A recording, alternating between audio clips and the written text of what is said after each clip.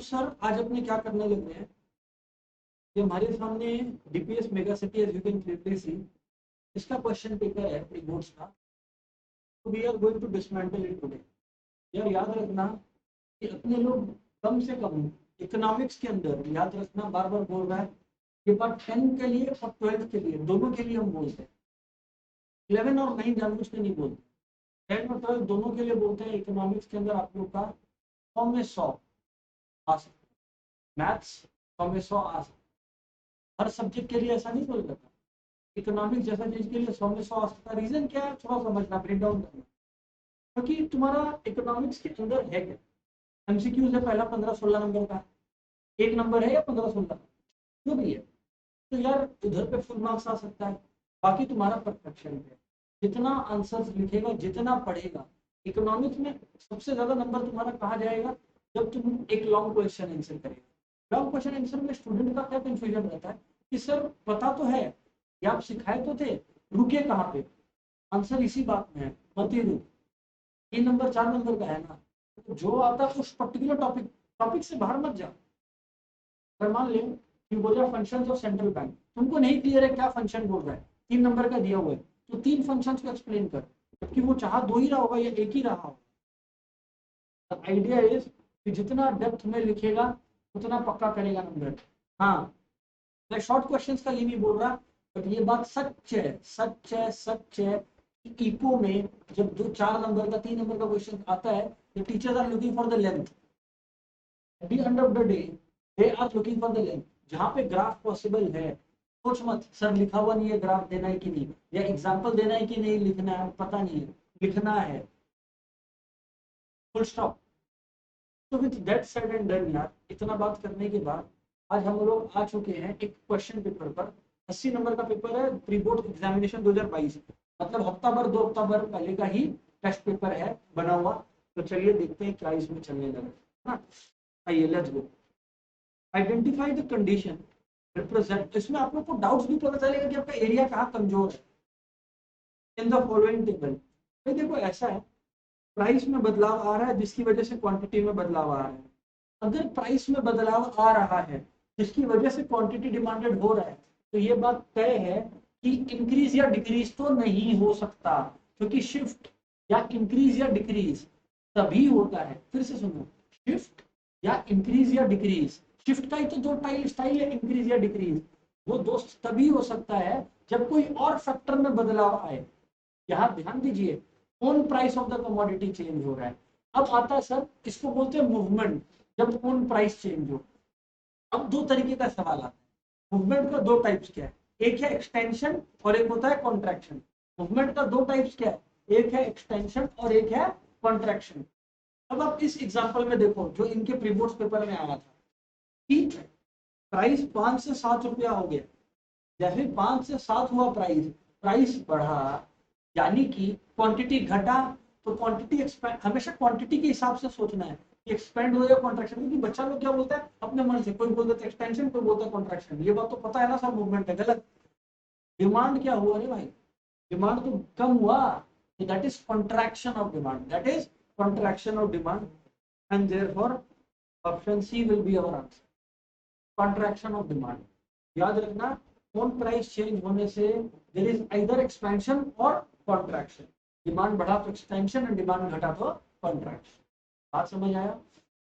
अच्छा, demand for a mobile phone and a SIM card. यार ऐसा है, सिंपल सा बात है, ऐसा हो सकता है क्या कि बिना सिम कार्ड का मोबाइल फोन चलाए? देखो कुछ ही होगा। रियल लाइफ में इंसान जब मोबाइल फोन खरीदेगा तो सिम कार्ड भी खरीदेगा, and whenever 2 commodities are wanted jointly, it is a joint demand, it's a joint demand. Derived demand क्या होता है कि भैया आपको घर चाहिए तो हमको लेबर हायर करना, कोई भी फैक्टर ऑफ प्रोडक्शन, है ना। कंपोजिट डिमांड क्या होता है, जैसे मिल्क, ऐसा प्रोडक्ट का डिमांड जिसका मल्टीपल यूजेस हो। इलेक्ट्रिसिटी, मल्टीपल यूजेस हो, that is composite demand. Competitive demand मतलब आप लोगों को पता है दुश्मन एक दूसरे का, T and coffee, substitute competitive demand. अच्छा, which of the capital can be used in several lines of production, मतलब अगर मान लो आज आप अपना बिजनेस चेंज कर रहे हो, मान लीजिए कि आज मैं पढ़ा रहा हूँ आप लोग को, मैं सोचा यार पढ़ाने के साथ अब और कुछ भी करना चाहिए, तो मैं इसी लैपटॉप से मैं सोचा यार मैं गेमिंग कर सकता हूँ या मैं डिजाइनिंग कर सकता हूँ। जब मैंने उस बिजनेस में एंटर किया, मैं इसी लैपटॉप को उसमें भी डाल दिया ऐसा प्रोडक्ट। अब जैसे लैपटॉप, ये फ्लोटिंग कैपिटल है, कारण ये मल्टीपल यूजेस में डाला जा सकता है, तो the answer is floating capital. बाकी तीनों भी एक बार आपको याद दिला देते हैं, ध्यान दीजिएगा, तुम लोग को पता चलेगा तुम लोग कहाँ गलत बोल रहे हैं। संक कैपिटल, संक कैपिटल मतलब एक बार पैसा लग गया, लग गया, गया तो गया। संक कैपिटल, संक कैपिटल का मतलब है कि मान लो कि मैंने यार एक ऐसा, फॉर एग्जांपल, मैंने मान लो कि एक ऐसा device, just a second guys, just a second, एक मिनट प्लीज।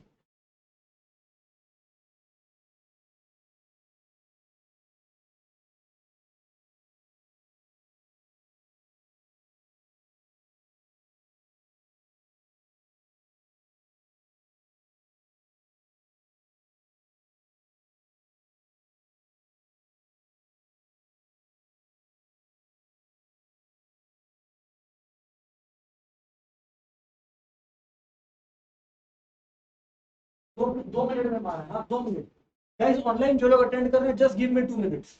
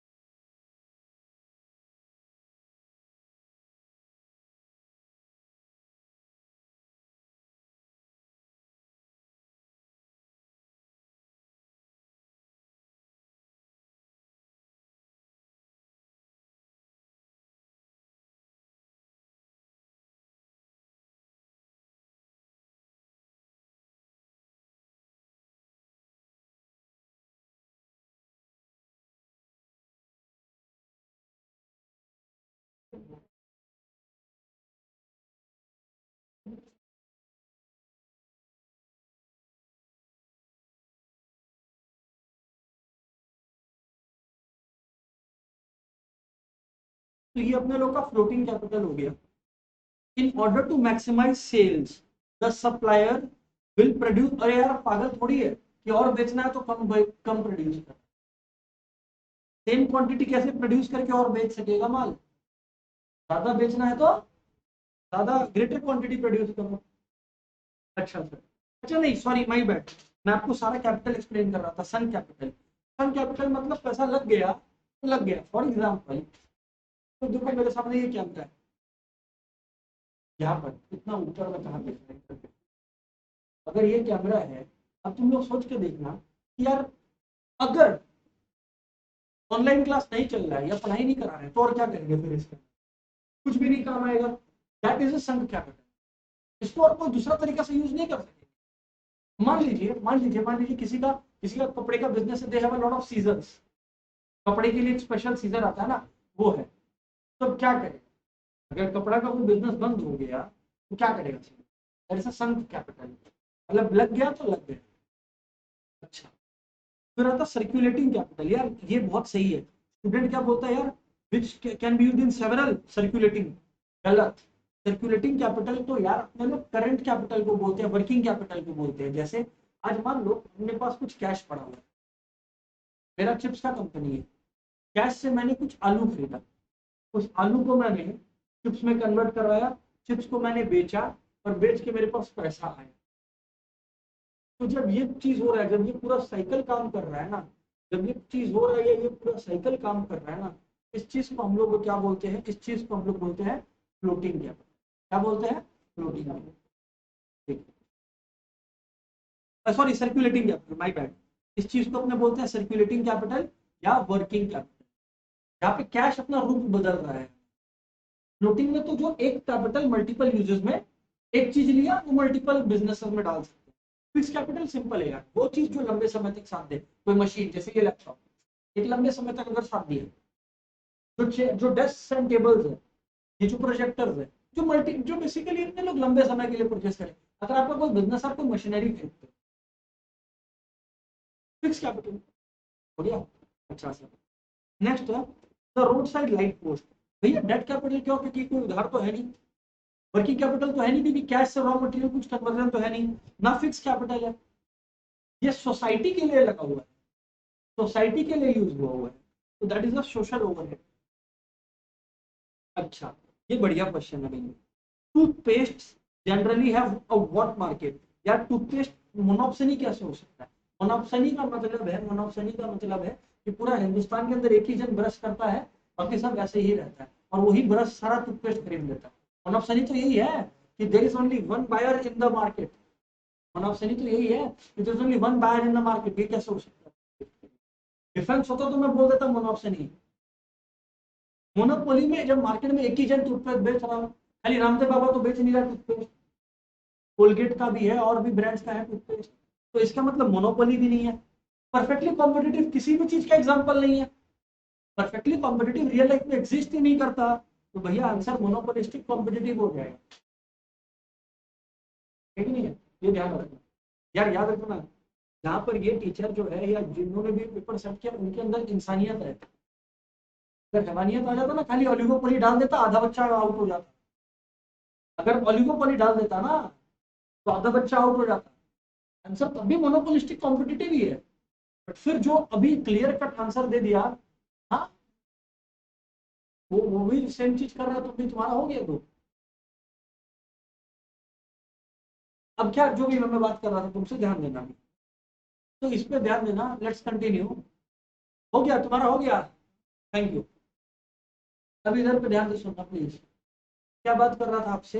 हाँ, तो ओलिगोपोली, ओलिगोपोली का आंसर तब लिख कर आना कि तुमको लगता है कि मार्केट में इस प्रोडक्ट का सेलर कम है। सर उदाहरण दे दो ना आप, अगर ऐसा बात है। एयरलाइंस, एयरलाइंस, एयरलाइंस कम है, तो याद रखना ये सब चीज में थोड़ा सा केयरफुल रहना। लॉक्स, गोदरेज और दो तीन कंपनी ही बनाता है लॉक्स, हर कोई नहीं बना रहा है, तो यार ये सब बहुत ही एकदम थिन गैप है। मतलब अगर तुम कंफ्यूज, मान लो एग्जाम में कंफ्यूज हो गया ना, एक बात बता दे कि ओलिगोपोली है या मोनोपोलिस्टिक कॉम्पिटिटिव है, तो छोड़ के तो कंफ्यूज हो ही नहीं सकता। हो गया, खाली ये काउंट करना सेलर ज्यादा है कि कम है। सेलर अगर तुमको लग रहा 5-10 से ज्यादा है, खाता मोनोपोलिस्टिक कॉम्पिटिटिव। अगर श्योर है कम सेलर है, इस तरह से गोदरेज का अगर आ गया, लॉक्स का, एयरलाइंस का आ गया, तभी ओलिगोपोली माफ कर क्या ना, वरना मोनोपोलिस्टिक कॉम्पिटिटिव स्ट्रिक्टली आंसर। आगे, अच्छा यार ये क्या, rent is the factor income of, यार देखो सिंपल है, एंटरप्रेन्योर का जो फैक्टर इनकम होता है वो होता है प्रॉफिट। कैपिटल पे आप देते हो इंटरेस्ट, लेबर को आप देते हो वेजेस, और लैंड पर आप देते हो रेंट। नंबर 7। अच्छा, व्हेन स्ट्रेट लाइन सब, यार ये वाला चीज अपने क्लास में डिस्कस भी किए थे। किसका क्वेश्चन था ये वाला? सानवी का क्वेश्चन था। तब प्रगति शायद आप एब्सेंट थे, but we had discuss this. Positive intercept वाला पूरा एक क्लास इस पर लिया हुआ है मेरा। केशव का भी सिमिलर क्वेश्चन था। केशव याद आ रहा है क्या दोस्त? याद दिलाओ सर, क्या है बात, आ जाए ध्यान देना। मान लो ये है, ये प्राइस P1 है, ये क्वांटिटी Q1 है, ठीक है। इलास्टिक सप्लाई क्या होता है? जहां पे क्वांटिटी ज्यादा जोश में है, प्राइस भी, प्राइस बढ़ेगा तो सप्लाई बढ़ेगा, फुल स्टॉप। बट इलास्टिक का मतलब है जहां पे ज्यादा क्वांटिटी जोश में है। सोच के देख, अभी यहाँ पर इंटरसेक्ट कर रहा है दोनों। प्राइस तो F2 बढ़ाया और क्वांटिटी बहुत जोर से बढ़ा, यस और नो प्लीज। तो यहाँ पर इंटरसेक्ट करने लग गया दोनों। ये टॉट यू दिस, जब तुम ड्रॉ करोगे, ये वाई एक्सिस को काट रहा है कि नहीं काट रहा है? हाँ, तो जब सप्लाई इलास्टिक या रिलेटिवली इलास्टिक होता है, तब वाई एक्सिस कट रहा होता अरे वाई एक्सिस ही तो वर्टिकल इंटरसेप्टर है बाबा। Class 10 maths, straight line, equation of straight line, yes और नो, वाई इंटरसेप्ट। और एक्स कब कटता है? जब इनइलास्टिक सप्लाई हो, जब इनइलास्टिक सप्लाई हो। तो यहाँ पर क्वेश्चन क्या था, ये देखो, when a straight line is making a positive intercept on the straight line, supply curve is making a positive intercept on the vertical axis. ओ हो, आपका आपने ये लिखा है क्या, डी लिखा है क्या? क्लास अटेंड उस दरमियान ही, अगर खाली रिकॉर्डिंग, अगर खाली आप ऑनलाइन अटेंड कर रहे होते ना तो ठोक देते, पूरा क्लास हुआ, आप रिकॉर्डिंग देखना जाके। Answer is elastic supply. बच्चा कहाँ फंसा? कोई बात नहीं है, प्रगति गया, नंबर गया। प्रगति से क्या गलती हुआ मैं आपको समझा रहा हूँ, और बहुत ही इनोसेंट मिस्टेक है, ऐसा नहीं है कि कोई पाप हो गया। बताते हैं क्या। प्रगति पढ़ी स्ट्रेट लाइन, अब दिमाग बोलता हो स्ट्रेट लाइन तो एटा हो, या ये होता है, गलत। अगर कभी भी इस लाइन का बात करेगा ना, तुमको हॉरिजॉन्टल लाइन बोलेगा। कभी भी तुमसे ये लाइन का बात करेगा ना, तुमसे वर्टिकल लाइन बोलेगा। तुमको अगर स्ट्रेट लाइन दिया है ना उन्होंने, it is always this line. पहला बात। दूसरा बात याद रखना, इसीलिए मैं बोला था कि यार क्लास को मत मिस करो एट एनी कॉस्ट। सुनो अभी बात को। In elastic supply, Pragati elastic supply समझ में आया क्या? हाँ, अगर नहीं आया तो एक बार इन इलास्टिक समझाते, इलास्टिक भी समझ आएगा। सुनो, देखो प्रगति, आप मेरे को बताना कि अगर इन इलास्टिक सप्लाई है तो प्राइस चेंज ज्यादा जोश में होगा कि क्वांटिटी ज्यादा जोश में चेंज होगा? ऑब्वियसली बदलाव दोनों में आएगा, बट इन इलास्टिक सप्लाई में ज्यादा जोर से कौन चेंज होता है? प्राइस और सप्लाई का बात कर रहे हैं ना प्रगति। देखिए फिर से बताओ, अब मैं बोला ना, देखो मिल गया दिक्कत, हेल्प करते हैं। पहला बात तो प्रगति किसका बात हो रहा है? सप्लाई का, तो डिमांड भूल जाएगा। ठीक है, अब आते हैं प्राइस और सप्लाई। देखो, प्राइस बढ़ने से सप्लाई बढ़ेगा, ये बात सच है। प्रगति अगर प्राइस 50% से बढ़ा, सप्लाई भी 50% से बढ़ा ना, बराबर बराबर है, इसको बोलते हैं यूनिटरी इलास्टिक। क्या बोलते हैं? ठीक है। लेकिन मान लो प्राइस प्रगति 10% से बढ़ा, कितना से? सप्लायर को इतना मजा आया, वो सप्लाई 30% से बढ़ा दिया, क्वांटिटी। तो प्रगति ज्यादा तेजी से कौन बढ़ रहा है? क्वांटिटी। उसको बोलते हैं इलास्टिक या रिलेटिवली इलास्टिक सप्लाई। बात समझ में? जब सप्लाई रिलेटिवली इलास्टिक होता है तो वाई एक्सिस कौन करता है? Y axis, Y axis. हाँ समझ आया। जब हम लोग क्लास में डिमांड सप्लाई कर रहे थे तब आप थे नहीं ना, आप बाद में ज्वाइन किए थे। हाँ, तो बोला कि इस तरह से रिएक्ट तो करनी, कोई बात नहीं है, टेंशन मत लो। अभी 26-27 वाला जो तारीख आ रहा है ना, उस दिन है डिमांड सप्लाई का पूरा, डेट दे देगा एग्जैक्ट। तो जो मेरे साथ उस समय नहीं पढ़ पाया था वो अब पढ़ लेना, सिंपल सा बात है। और अपने आप को 30 मार्क मत समझो, आता है good, you can learn better. अभी सुनना ध्यान में, मैं क्या बोल रहा हूँ तुमको एक बार रिपीट कर। प्रगति अगर क्वांटिटी ज्यादा तेजी से बदला प्राइस के मुकाबले, तो सप्लाई को इलास्टिक बोलते हैं। क्या बोलते हैं? और अगर प्राइस भी बदला, सप्लाई भी बदला, लेकिन ज्यादा तेजी से कौन बढ़ा? अगर प्राइस, तो सप्लाई को बोलते हैं इन इलास्टिक। मान लो कि कोई चीज 50% महंगा हुआ, तब सप्लायर बोलता है कि हम सप्लाई 10% से बढ़ा देते हैं, that is called in elastic. क्या बोलते हैं? तब आपका प्रगति एक्स एक्सिस कटेगा। कौन सा? X axis. कैसे? चीज आस्किंग कैसे? ये प्राइस P1 है, मुलाकात यहां हो रहा है, प्राइस प्रगति देखो बढ़ गया जोर से, क्वांटिटी भी बढ़ेगा, लेकिन प्रगति कम कम बढ़ेगा। कैसे बढ़ेगा? कम कम। इंटरसेक्शन यहां हो रहा है, प्रगति दोनों को ज्वाइन कर दो, कौन सा एक्सिस कटा? ये तो पता ही आपको, इसको अपने एक्स बोलते हैं। याद रह जाएगा कि नहीं रह जाएगा? प्रगति लिखोगे अपने पास अभी कि अगर इलास्टिक सप्लाई है तो वाई एक्सिस कट रहा है, इन इलास्टिक सप्लाई है तो एक्स एक्सिस कट। ये लिखवाया भी था, एक बार फिर बता दें। Elastic supply Y axis, inelastic supply X axis. याद रखना, टीचर्स लोग अगर ये बार बार दे रहे हैं, जब कोई न्यूज आया है कि बोर्ड्स का पेपर में ये है, कि होता क्या है, बोर्ड्स का पेपर बनता कैसे? कोई एक टीचर थोड़ी है जो वोटिंग होता है और वो बनता बनाता है, नहीं, सारे टीचर्स अपना सजेशन भेजते हैं सारे क्वेश्चंस का। उसमें से कॉमन क्वेश्चन सिलेक्ट होकर निकलता पेपर। अगर आपके स्कूल के टीचर ने भेजा है, इसके स्कूल के, उसके स्कूल के, तो ये तो अटक जाएगा। इलास्टिक सप्लाई है, वाई एक्सिस कटेगा, वाई एक्सिस को वर्टिकल इंटरसेप्ट बोलते हैं, और इंडिविजुअल मतलब in elastic supply X axis है, इसको हॉरिजॉन्टल इंटरसेप्ट बोलते हैं। है कि नहीं है? खैर सोइए, कोई दिक्कत नहीं है, कभी देंगे। If the percentage of income collected as a tax increases, percentage of income collected as a tax increases with increase in income. Simple भाषा में कैसे फालतू बात कर रहा है। Percentage of income collected as a tax मतलब percentage of income tax. Simple बोल रहा है कि परसेंटेज ऑफ इनकम टैक्स जो है वो इनकम के साथ साथ बढ़ रहा है। तो यार अगर इनकम बढ़ने के साथ साथ टैक्स रेट बढ़े, गाइस ऑनलाइन वालों इसको कौन सा टैक्स रेट का नाम देंगे बताइए आप लोग एक बार, क्या बोलेंगे? Yes, progressive. It's progressive. बच्चा लोग प्रोग्रेसिव और प्रोपोर्शनल में फंस जाता है। प्रोपोर्शनल में टैक्स रेट चेंज नहीं होता है। उदाहरण के तौर पर देखिए, बात समझिएगा, किसी का सही होगा किसी का गलत होगा, कोई फर्क नहीं पड़ता है। अभी बोर्ड्स का पेपर है, बोर्ड्स का पेपर नहीं है भाई, समझ लो। अरे नहीं आया आंधी तूफान, पीछे काम हो रहा है, इतना पढ़ाई करो, क्या हो गया? सिविलाइजेशन खत्म नहीं हो रहा है, इतना आराम से पढ़ाई करो। ऐसा देख रहा है एक दूसरे को सिविलाइजेशन एक्सटिंक्ट हो जाएगा, आराम से पढ़ो, इधर पे ध्यान दो। क्या बात कर रहे थे आपसे? हाँ दोस्तों समझिएगा बात।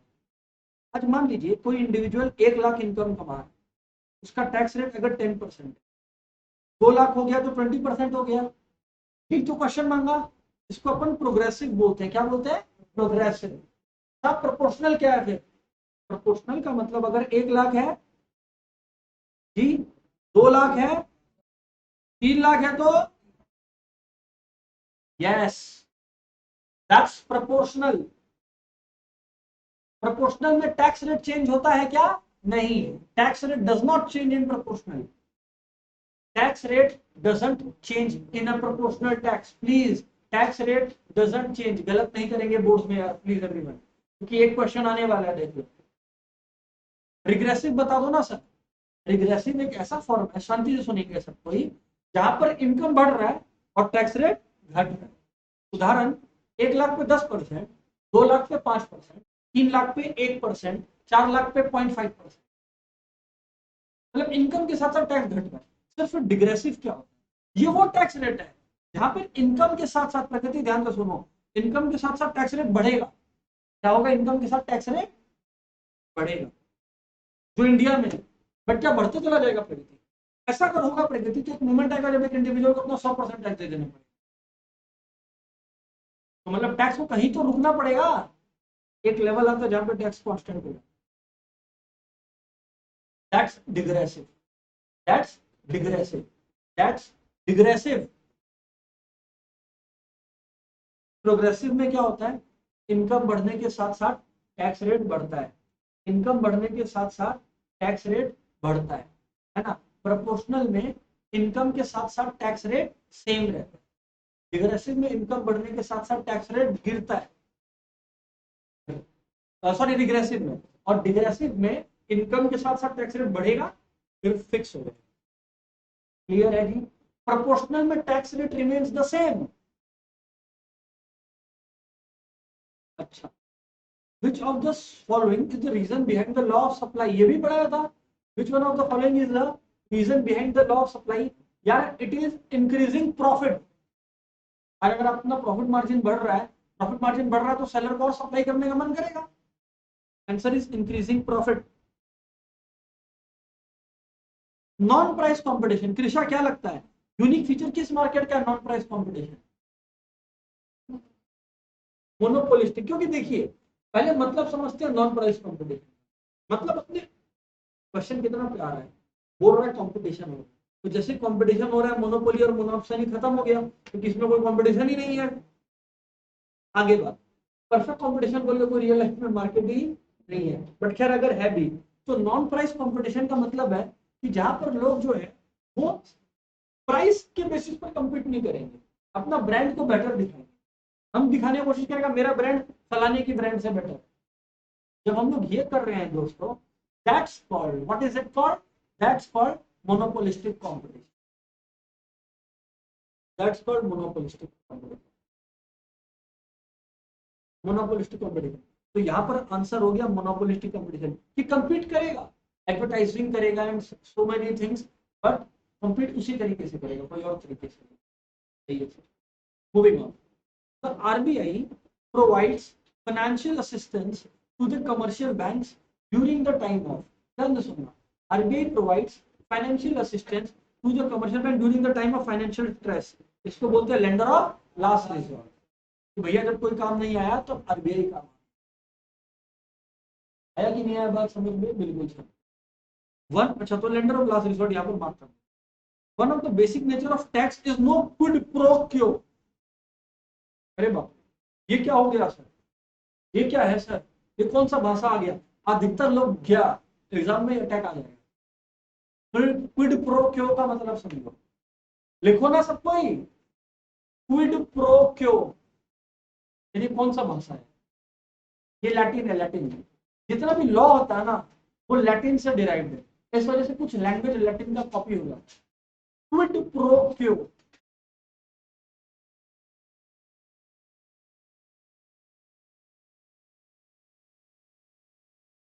देखो सब कोई, क्विड प्रो क्यो, अच्छा क्वेश्चन।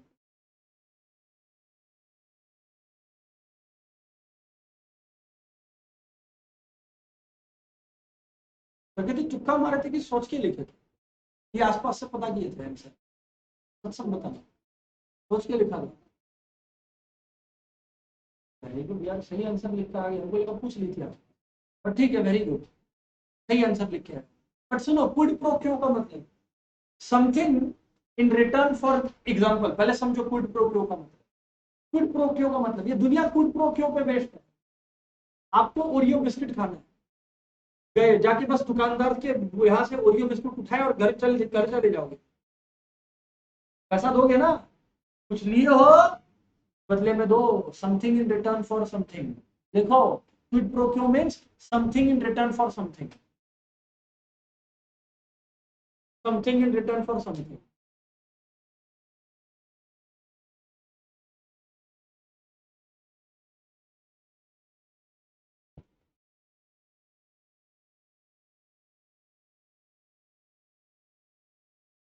बढ़िया, something in return for something लिख दिया ना, दैट्स क्विड प्रो क्यो। एक बात बताना बात, एक बात बताना, सरकार को मान लो कि सानवी ने टैक्स दिया, सानवी सरकार को टैक्स देती है 1 लाख रुपया का। तो सानवी थोड़ी मोदी जी से बोलेगी कि मोदी जी बताइए तो मेरे को 1 लाख का क्या फायदा देंगे, हम आपको 1 लाख दे रहे हैं, मोदी जी क्या कॉर्नेटो आइसक्रीम बेच रहा है? 1 लाख दिए, 1 लाख का आइसक्रीम दीजिए, नहीं। तुम ये एक्सपेक्ट नहीं कर सकते कि क्योंकि तुमने 1 लाख कंट्रीब्यूट किया है तो तुमको सरकार पर्सनली घर आके 1 लाख का बेनिफिट दे। टैक्स में कोई क्विड प्रो क्यो नहीं है कि नहीं है? नहीं है। There is no quid pro quo in case of tax, लिखो, there is no quid pro quo in case of tax. बहुत ही बढ़िया क्वेश्चन है ये वाला, मजा आ गया। There is no quid pro quo in case of tax, meaning no equivalent exchange, meaning no equivalent exchange, meaning no equivalent exchange. Very good Pragati, बहुत ही सही बुद्धि लगा। मीनिंग नो इक्विवेलेंट एक्सचेंज मतलब मेरे प्यारे दोस्तों, सिंपल भाषा में, कि अगर आपने टैक्स दिया है तो आप ये नहीं बोल सकते कि आपको एज ए सिटीजन उतना का बेनिफिट मिलना चाहिए जस्ट बिकॉज आपने ज्यादा। फॉर एग्जाम्पल आप सोच के देखो, आज अमिताभ बच्चन भी टैक्स पे कर रहा है, विराट कोहली भी पे कर रहा है, उस टैक्स का पैसा से भी ब्रिज बन रहा है। हम लोग जो टैक्स पे कर रहे हैं, मैं जो टैक्स पे कर रहा हूँ, आपके पेरेंट्स जो टैक्स पे कर रहे हैं, उससे भी ब्रिज बन रहा है।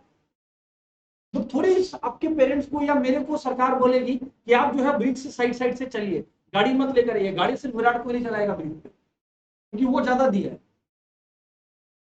ये ऐसा थोड़ी बोले कि आप ब्रिज का खाली इतना पोर्शन तक आइए, उसके बियॉन्ड खत्म हो जाता है क्योंकि उसके बाद विराट कोहली का कर दिया, नहीं हो सकता। इक्वल रिटर्न नहीं मिलेगा टैक्स के केस में। गाइस ऑनलाइन वालों, बात समझ में आया क्या? यस और नो प्लीज। ऑफलाइन वालों यस और नो प्लीज, यस, बात समझ लो। तो there is no equivalent relationship, ये बहुत ही बढ़िया क्वेश्चन है। Next question, quantity demanded of a commodity increases by 15%, इसीलिए बोले थे हर बार सीखने के लिए कुछ है। Quantity demanded of a commodity increases by 15%, अच्छा तो चेंज इन क्वांटिटी जो मेरे को दिख रहा है वो 15% है, और चेंज इन प्राइस मेरे को -20% दिखाई पड़ रहा है ना। Keeping other things constant, okay. Comment on the nature of elasticity, भैया ज्यादा नहीं बोलना है। क्वांटिटी में बदलाव 15% से है, प्राइस में बदलाव 20% से है। ज्यादा जोश में कौन है? प्राइस। जब भी प्राइस ज्यादा जोश में हो इन इलास्टिक होता है या रिलेटिवली इन इलास्टिक होता है। कहां गया in elastic? In elastic, in elastic कहां गया? इसमें आप कुछ नहीं लिख कर आए थे। हाँ, इन इलास्टिक होगा या रिलेटिवली इन इलास्टिक होता तो रिलेटिवली इन इलास्टिक, क्योंकि ज्यादा जोश में क्वांटिटी नहीं है, प्राइस है। क्वांटिटी ज्यादा जोश में होता तो इलास्टिक बोलते। और याद रख लो, रट्टा मार लो, इलास्टिक और रिलेटिवली इलास्टिक सेम बात है। आगे बढ़ते हैं। Which of the following is a qualitative control method followed by RBI? Qualitative बोला है, क्वांटिटेटिव नहीं। अच्छा, क्वालिटेटिव बोला है तो यार ये भाग गया। मॉरल सुएशन, क्वालिटेटिव मतलब जहां से क्वालिटेटिव लिखा है ना, हाँ, जहाँ पे प्यार से पुचकार के सरकार बात करता है आपसे, तो रेट्स में चेंज नहीं आता। मॉरल सुएशन हो गया था, फिर आपका वो हो गया था, ये क्या नाम है, रेगुलेशन ऑफ मार्जिन रिक्वायरमेंट, समझाया? Yes sir. If the central bank wants to restrict credit creation, restrict credit creation का मतलब मनी सप्लाई बढ़ाएं कि घटाएं? घटाएं, reduce money supply, then it will।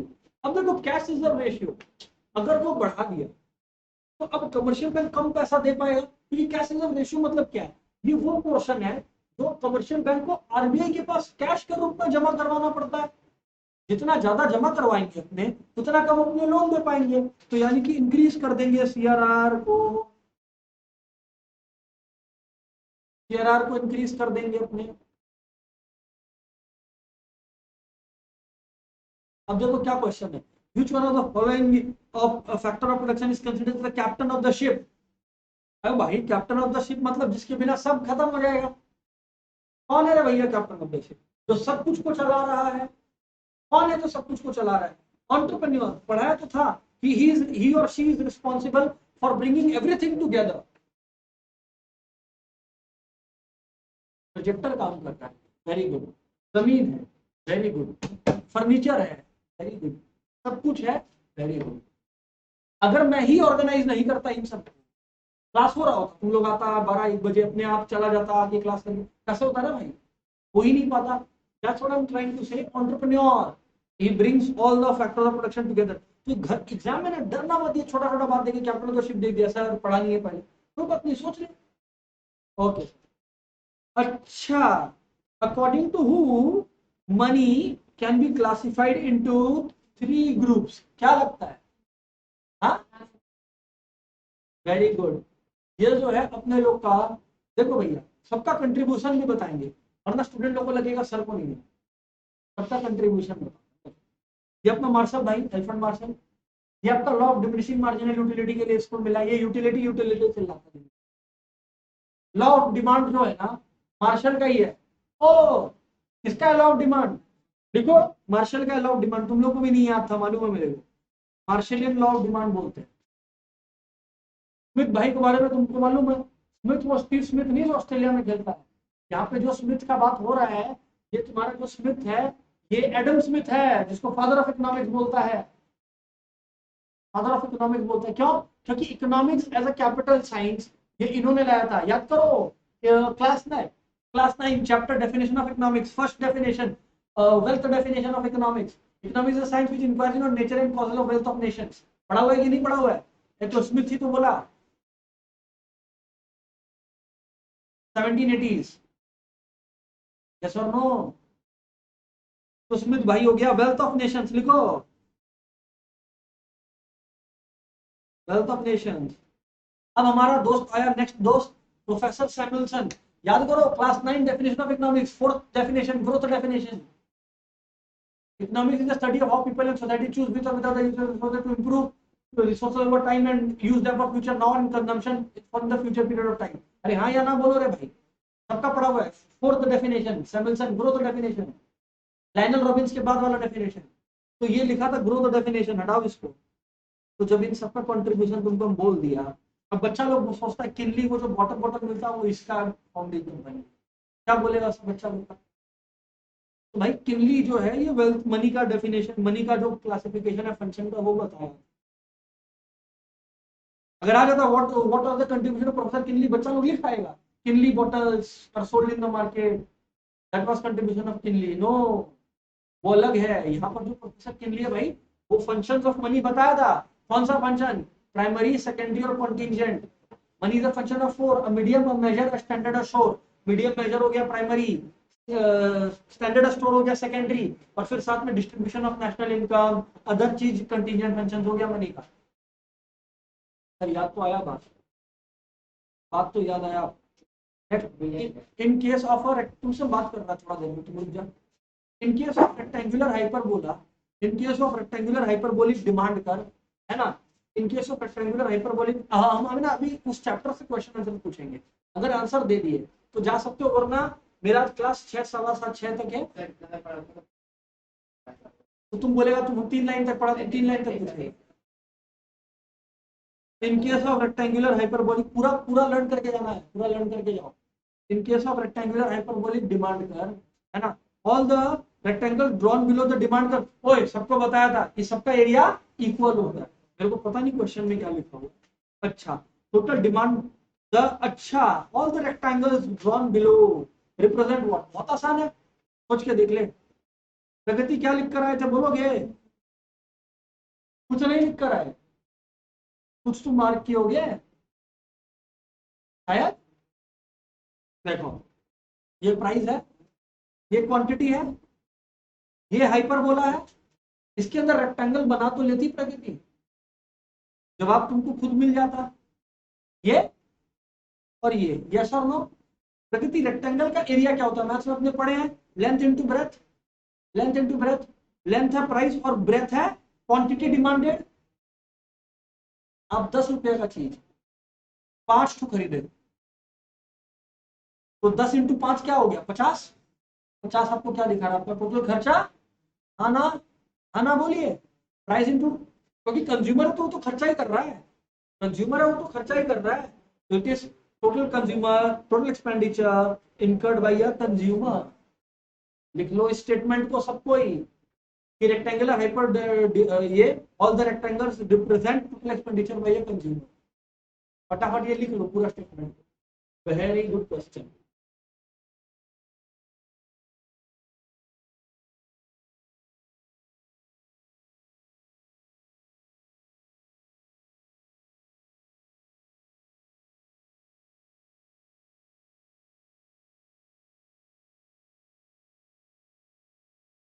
है जी, ऑनलाइन वालों नोट इट डाउन. बहुत ही बढ़िया पेपर है, हर पेपर कुछ सिखाएगा कि अपने कहाँ गड़बड़ करना है. यदि समझ में आया ना, मेन एग्जाम में तो गलती नहीं करोगे बोर्ड में. बढ़िया. इट इज, तो आपका जो प्रगति मैंने अभी कैलकुलेट किया, आपका 19 में अभी तक 16 आया है. 3 गलत किया आपने. ठीक. It is a case of dash when the aggregate price level rises by 2 to 3 है. अब क्रिपिंग, धीरे धीरे इन्फ्लेशन बढ़ रहा है, यस और नो. ये हो गया. तो यार ये 20 का प्रगति क्रिपिंग लिख के आया था ना इसका. तो हाँ. तो यार आप में से कितने लोग इसमें 20 में 20 ने, how many? I don't think any. 20 में 20 एक भी नहीं है. मतलब there is something that we learn today. Majority लोग 2 चीज सीखा है, हम प्रेडिक्ट कर रहे हैं. 3 चीज, सॉरी 3 चीज. क्विड प्रो क्यों, नंबर 2 वो एक्सिस वाला, वाई एक्सिस एक्स एक्सिस वाला, नंबर 2, नंबर 3 रेक्टेंगुलर हाइपरबोला के नीचे जो एरिया प्रेजेंट टू क्वांटिटी को. यस और नो, यही बता रहा है. ये 3 है. सानवी आपका कितना स्कोर आया है? कौन सा गलत किए? 3 लिया. अच्छा,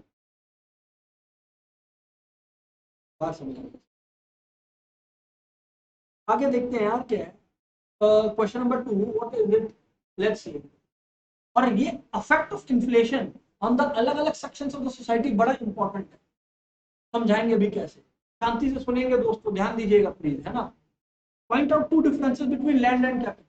भाई सिंपल बात है, लैंड जो है इमोबाइल है, कैपिटल थोड़ा सा मोबाइल है। लैंड के ऊपर जो अपने अवार्ड देते हैं, आई मीन रिवॉर्ड देते हैं, लैंड पे अपने रेंट देते हैं, कैपिटल पे अपने इंटरेस्ट देते हैं, है ये नहीं है? Yes sir. इसके बाद आप लोग जो है जो ये डिफरेंसेस लिखा था, ठीक है, ये वाला बात हो गया, मोबिलिटी का बात हो गया। तीसरा बात आप लोग ये लिख सकते हो कि जो लैंड है वो फ्री गिफ्ट ऑफ नेचर है। सिंपली स्पीकिंग लैंड का कोई प्रोडक्शन कॉस्ट नहीं है, कॉस्टलेस। बट एक मशीन बनाना है, मशीन का प्रोडक्शन कॉस्ट है। नेचर ने ऐसे ही बना बनाया कैमरा नहीं फेंक के दिया था, बना बनाया जमीन दिया था, तो land is costless, but capital is not. Done. Draw a suitable diagram to show the contraction of a supply curve. अब क्या होगा, बच्चा लोग सिर्फ डायग्राम दिखा के आएगा, ओके, और डायग्राम दिख के जाओ, गया तुम अंदर, लिख पहले कि contraction of a supply curve implies that there is a fall in supply, contraction word है, कंट्रैक्शन वर्ड है, due to fall in own price of the commodity. पहले तो टीचर को ये बता, own price fall and that's why quantity supplied has fall. Teacher को ये बता पहले, नहीं बताया तो आधा नंबर तो गया तुम्हारा। आगे सुनो, कंट्रैक्शन दिखाओ ना सर।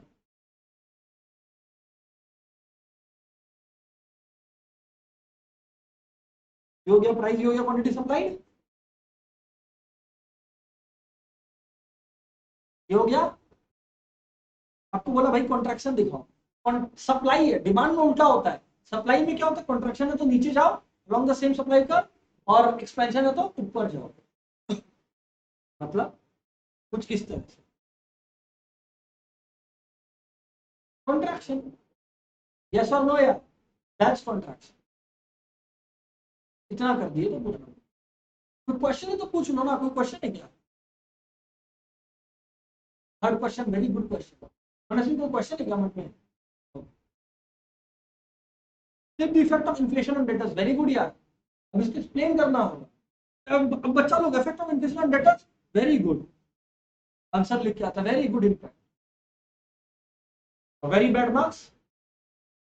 तो भाई क्या कर रहा है, अगर इफेक्ट ऑफ इन्फ्लेशन डेटर, पहले सोच डेटर कौन है। डेटर वो लोग हैं जिन लोग उधार दे रखा है, डेटर तो वही है, डेटर वही है जिन लोग उधार दे रखा है, अब उन लोग अपना पैसा वापस मांगता है, यही हो गया ना डेटर। तो डेटर वो लोग हैं जिन लोग उधार दे रखा है और तुमको अपना पैसा वापस चाहिए। अगर मान लीजिए कि लक्ष्य बोलता है कि मान लो पुनीत लक्ष्य का डेटर है, इसका मतलब क्या हुआ, पुनीत अगर लक्ष्य का डेटर है तो एक बार एनालाइज करते हैं, खुद को मत रखो पिक्चर में, ये दोनों को रखो। इसका मतलब अगर पुनीत लक्ष्य का डेटर है, पुनीत अगर लक्ष्य का डेटर है, तो अपने लोग को समझना पड़ेगा कि what is the relation taking. लक्ष्य के बारे में बात करते हैं, लक्ष्य के बारे में, लक्ष्य के बुक्स ऑफ अकाउंट्स को देखते हैं, उसको वो पुनीत को डेटर्स में लिखा है। इसका मतलब क्या है कि इसका मतलब कि लक्ष्य पुनीत को जब डेटर्स में लिखा है, इसका मतलब asset side of the balance sheet में दिखाया, बैलेंस शीट का असेट साइड में दिखाया लक्ष्य पुनीत को। यस, डेटर्स वो लोग हैं जिनसे अपने को पैसे, अब डेटर्स का क्या फायदा नुकसान है अपने को ये देखो, डेटर्स लोगों ने अपने से पैसा कब लिया था, जब जब इन्फ्लेशन नहीं था, या इन्फ्लेशन का इम्पैक्ट कम था, तो purchasing power of money high था। अब वो पैसा लौटा कब रहे हैं, जब परचेसिंग पावर ऑफ मनी गिर गया। तो डेटर्स का तो फायदा हो गया ना, डेटर्स का तो फायदा हो गया ना। बात समझ आया कि नहीं आया? तो debtors tend to benefit because they had taken the money when its purchasing power was high. Now they're returning it when its purchasing power is low. Because of inflation, money का purchasing power गिर जाता है। Sir बात तो सही है sir. Define the term residual income. इसको याद है, what is residual income? बोलो, what is residual income? Very good. Entrepreneur का income को residual income बोलते हैं। Why? Because once land has been paid for, that is rent has been given, once labor has been paid wages, once interest has been paid on capital, whatever is left is the reward of entrepreneur, hence it's called residual income. entrepreneur का income majority लोग फंसा इसमें। ईशा फंसे थे क्या? हाँ बोलो बोलो।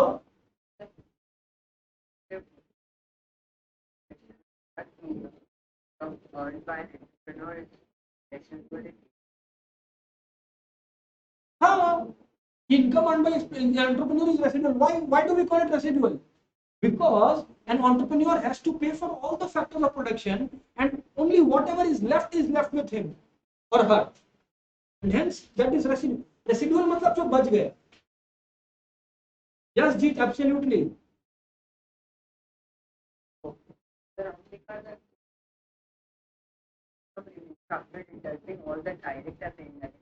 तो आपको फुल मार्क्स मिलेगा। अच्छा, LIC is not considered as a bank. Why? अरे भैया, बैंक उस चीज को बोलते हैं जो पैसा डिपॉजिट भी ले सकता है और लोन ग्रांट कर भी सकता है। LIC cannot perform this function of accepting deposits and granting loans. LIC cannot. LIC insurance policy बेचता है, तो उस कैपेसिटी के अंदर we are telling them it cannot be. Okay,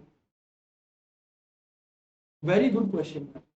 Veblen consumers, ये क्या है? देखो ध्यान से सुनना, क्वेश्चन बड़ा इंटरेस्टिंग है यार। लिखा हुआ है Veblen consumer do not follow the law of demand. Exceptions to the law of demand से क्वेश्चन आ गया। किससे आ गया? Exception to the law of demand। Veblen goods क्या है? Luxury goods. Veblen गुड्स क्या है? Luxury goods. तो जब कस्टमर ये देखता है कि कोई कमोडिटी महंगा हो गया, कमोडिटी उसको लगता है यार अब तो ये मेरे पास हो तो और मजा आएगा, तो और अच्छा लगेगा, तो the demand increases and that's an exception to the law of demand. खत्म। How do you define direct tax? Tax imposed directly on income of a person, on the individual. It's called direct tax. The burden of direct tax cannot be transferred to another person. Example, दो example बोला है, mind you. Income tax हो गया number 1 example, number 2 wealth tax, number 3 gift tax. आज अगर मान लो कि लक्ष्य कोई गिफ्ट मिलता है 10 लाख का, लक्ष्य को उस पर टैक्स देना पड़ेगा? लक्ष्य ही टैक्स देगा, पुनीत क्यों टैक्स देगा उसको? That's gift tax. What is the meaning of overdraft facility? Overdraft facility का दोस्तों प्यारा मीनिंग है, ये बोलता है कि यार जब आप ध्यान से सुनिएगा, जब आप यार, सिंपल सा बात है, ओवरड्राफ्ट मतलब जब आपके बैंक में जितना पैसा है आप उससे ज्यादा ड्रॉ कर लो, दैट्स ओवरड्राफ्ट। व्हेन, और ये किसको मिलता है? करंट अकाउंट होल्डर्स को। When one can overdraw the amount in their bank account, that's called overdraft facility. With the help of hypothetical schedule, explain the meaning of regressive tax. बस ये income, ये rate of tax. When the income rises, the rate of tax falls. और फिर example देना होगा, schedule table बनाना पड़ेगा। What is meant by product differentiation? The attempt to show one's product different from the competing products is known as product differentiation. It can be achieved through advertising. It can be done through changing the brand name, through changing some features in the product. ये हो गया। अब आया आपका long question answers. Long question sir, अच्छा, define labour in economics, you know it. Two advantages and any one disadvantage of division of labour.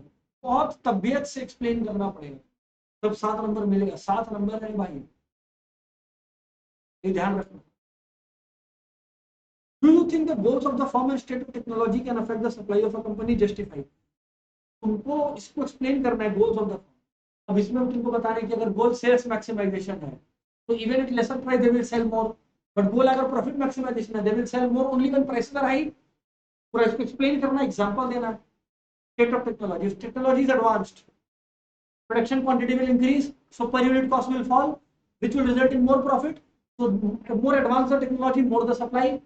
If the technology is obsolete, the cost of production will unnecessarily increase, quantity supplied will fall. एकदम तबियत से explain करना पड़ेगा। देख, market supply curve is much flatter than individual supply curve. Explain the statement. बताया था क्या question है बाप। भाई पहले तो तुमको इंडिविजुअल सप्लाई डिफाइन करना होगा, मार्केट सप्लाई डिफाइन करना होगा, दोनों का ग्राफ बना के दिखाना पड़ेगा कि देख एक इंडिविजुअल, दो इंडिविजुअल, तीन इंडिविजुअल और बगल में मार्केट। राइट साइड में दिखाना, राइट साइड में दिखाना मार्केट थोड़ा फ्लैट होगा। फिर आपको लिखना होगा it is because individual supply curve represent the status of an individual supplier, while market takes into consideration the status of all the suppliers, as that market supply tends to be flatter in nature. सिर्फ ये लिख दिया तो zero या एक number. तेरे को पहले इंडिविजुअल सप्लाई डिफाइन करना है, मार्केट सप्लाई डिफाइन करना है, इंडिविजुअल सप्लाई का टेबल बनाना है, मार्केट सप्लाई का टेबल बनाना है, तीन इंडिविजुअल सप्लाई का एक मार्केट सप्लाई का डायग्राम बनाना है, उसके बाद ये बात लिखना। अब नंबर लेकर जाओ। यूर आस्किंग ना 8 नंबर कैसे आएगा, ऐसे आएगा। या तुम तक तहस नहस कर देना एग्जामिनेशन सेंटर में, तुमको बहुत तेजी से लिखना पड़ेगा। You want full marks. Next question, what do you mean by monopoly market? Market अब यार तुम इसमें सिर्फ ये लिखकर आ गया market which has only one buyer and many seller, obviously एक दो नंबर मिलेगा। तो तुमको और एक्सप्लेन करना है कि here the bargaining power of buyer is high, example Indian Railways, और अकॉर्डिंगली और फीचर तुमको बता देगा। नेक्स्ट, अभी 3 features of a monopoly market. Number 1, single seller, price discrimination, that is selling same commodity to different people at different prices, product differentiation, product discrimination I mean, and तीसरा price discrimination sorry, and तीसरा barriers to entry. Monopoly market में there are a lot of patents, copyrights, know-hows involved, so not everybody can enter a monopoly market and sell their products. 22 reasons behind the law of demand, इसमें तुमको 3 में से एक लिखना है। law of diminishing marginal utility, income effect, substitution effect, price effect, या multiple uses of a commodity. अगर income effect substitution effect लिखा है तो दोनों लिखेगा। Reason behind the downward sloping demand का। With the help of relevant diagram explain inelastic demand curve and inelastic supply curve. दोनों में तुमको बताना है inelastic demand curve, the change in price is at a greater rate compared to demand, and in inelastic supply the change in supply is at a lesser rate compared to price. तो दोनों case में diagram, दोनों case में diagram, दोनों case में diagram जो है relatively steep होता है। क्या होता है? Steep. You have to show this. What is privatisation? अरे भैया, selling off a government units in the hands of private sector. Two probable reasons for privatization: loss making government units, sick public units. Number 2, corruption creeping in, delay in implementation of projects. डालो जो reason डालना है, इस वजह से privatisation हो रहा है। लैक ऑफ मोटिव, जो लोग काम कर रहा है गवर्नमेंट बिजनेस में, वो लोग का जॉब फिक्स है, सैलरी फिक्स है, तो क्यों हम एक्स्ट्रा काम करें? मेरा ऐसा कोई टीचर काम फिक्स है, सैलरी फिक्स है, हम क्यों यार एक्स्ट्रा सेशन लेगा? कोई बता मेरे को, क्या मोटिवेशन है? Point at any two major difference between a public sector and a private sector. Very simple. A public sector owned by the government, private sector owned by the private businessman. In public sector there is a lack of delay. There is a lot of delay in decision making. It's characterized by inefficiencies. While private sector is characterized by efficiencies. Public sector has the motive of social welfare. Private sector has the motive of profit. Core role of entrepreneur. बताओ, nation development में innovation, technology building, capital formation. लिखते जाओ जो तुम्हारे को लिखा हुआ role में। What is a proportional tax? क्या लिख कर आए? ये आप अगर लिख कर आ गए, where the tax rate increases with rise in income, गए। हाँ, लिख के आया था, ये देखो। फिर एमसीक्यू में क्यों गलत करके आया रे भाई? बेटा की अगर लिखा है तो खुशी हुआ मेरे को, मैंने एमसीक्यू में क्यों गलत कर दिए? Corporate tax is a tax rate where the tax rate remains the same no matter the income level. Example दो, 20%, 30%, 40%, but tax rate same. Exam में यार प्रेजेंस ऑफ माइंड मत खोया करो, और ग्राफ बना के आना पड़ेगा। प्रोपोर्शनल टैक्स का ग्राफ बनाना पड़ेगा कि ये इनकम हो गया, ये टैक्स रेट हो गया 8%,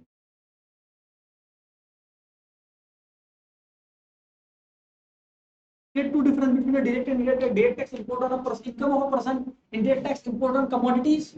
Direct tax burden cannot be transferred. Indirect burden can be transferred. Two ways which indirect tax is better than direct tax. Indirect tax feel नहीं होता, feel. Yes or no? याद आया कि नहीं आया? Direct tax में चुभता है कि भाई मेरे पास 10 लाख आया, देखो 3 लाख ले गया मोदी जी. इसमें क्या है? जब कमोडिटी खरीदते हैं भैया उसमें कुछ पैसा एक्स्ट्रा लगा तो ठीक है. So you know the burden is felt less in case of indirect tax. Number one. Number two, indirect tax has a huge coverage. Everybody is paying indirect tax. There is no chance. Very good, yeah. There is no chance of tax evasion. Direct tax में income कम दिखाएगा. Indirect tax में क्या commodity लेना है तो लेगा. What do you mean by open market operation? Open market operation simple है. Selling of government securities by the RBI. अगर इकोनॉमी में क्रेडिट कंट्रोल करना है तो सेल करता है, और इकोनॉमी में क्रेडिट एक्सपैंड करना है बाई करता है. Two difference between FD and CD. FD में there is a high rate of interest. CD में there is no rate of interest. FD cannot be broken as per will and wish. Current deposits can be withdrawn anytime. खत्म. Two functions of central bank. Lender of last resort. Advisor to the bank. Advisor to the government. Monopoly over note issue. Holder of foreign exchange reserves. देखो last day कर रहा था discuss impact of mining on the ecosystem. लोगों का rehabilitation करना पड़ता because of floods. Aquatic life affect हो जाता बिकॉज रिवर का फ्लो पैटर्न चेंज हो जाता. ये देखो फंक्शन ऑफ मनी सिंपल. तो यार ऐसा है, इजी है. मैं एक क्वेश्चन और आप लोगों के साथ लास्ट डिस्कस कर लेता. ये बहुत कुछ लिखा हुआ है. क्वेश्चन क्या है? What do you understand by inflation? तो बहुत कुछ लिखा हुआ उसको छोड़ दिया करो, पहले सॉल्व किया. Inflation is the process of sustained rise in the general price level. Sustained और general दोनों वर्ड नहीं बोल सकता.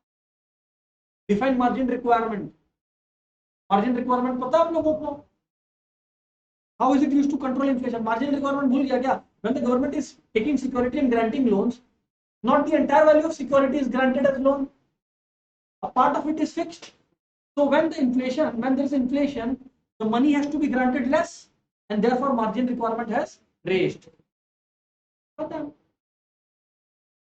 Impact of inflation on salaried person. Salaried person से खराब हालत किसी का नहीं होता है. Because their salary is fixed, but the purchasing power has fallen.